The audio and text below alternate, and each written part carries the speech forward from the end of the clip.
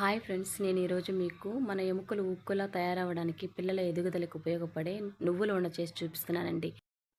ముందుగా అందుకోసం నువ్వులు తీసుకొని నీటిలో బాగా నానబెట్టి వాటి నీటికి కడిగి ఎండలో ఆరబెట్టి పెట్టుకోవాలండి. తర్వాత ఒక కప్పు బెల్లం, ఫ్రెష్గా ఉండే నెయ్యి తీసుకుందాం.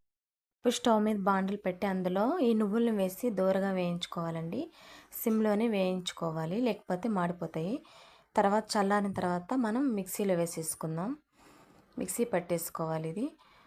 ఇవి కాస్త బరగ్గా అయిన తర్వాత ఇందులోనే మనం బెల్లం కూడా వేసి యాడ్ చేసుకొని మిక్సీ పట్టేసుకొని ఒక గిన్నెలోకి తీసేసుకోవాలండి. ఇవి హెల్త్కి చాలా మంచిదండి, పిల్లల ఎదుగుదలకు కూడా బాగా ఉపయోగపడుతుంది.